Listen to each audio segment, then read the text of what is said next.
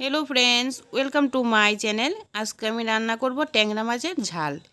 एभावे टैंगरा माछेर झाल रान्ना करे गरम गरम भातेर साथे खेये देखबेन भालो लागे। ताहले चलुन देखे निई किभाबे आज आमी एई टैंगरा माछेर झालटा रान्ना करब।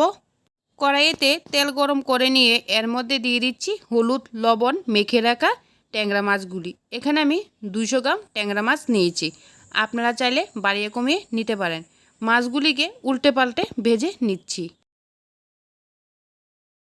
মাছের এক পাশ হয়ে গেছে, মাছগুলিকে উল্টে দিচ্ছি। মাছের আরেক পাশ হয়ে গেছে, মাছগুলিকে উল্টে দিচ্ছি।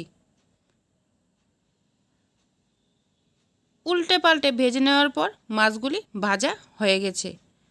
মাছগুলিকে নামিয়ে নিচ্ছি।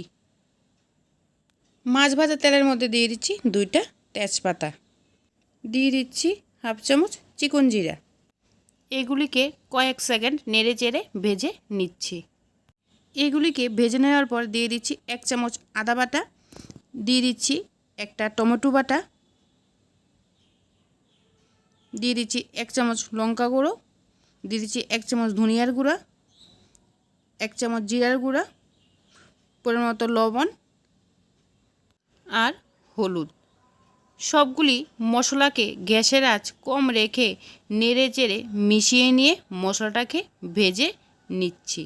4 থেকে 5 মিনিট মশলাটাকে ভেজে নেওয়ার পর মশলাটা ভাজা হয়ে গেছে। দিয়ে দিচ্ছি জল। যে যেমন গ্রেভি রাখতে চান সেই অনুযায়ী জল দিয়ে দেবেন। গ্রেভির সাথে মশলাটাকে নেড়ে চেড়ে মিশিয়ে নিচ্ছি। দিয়ে দিচ্ছি ঢাকনা। গ্রেভিটা ফোটা পর্যন্ত অপেক্ষা করছি। গ্রেভিটা ফুটে উঠেছে, ঢাকনাটা সরিয়ে নিচ্ছি।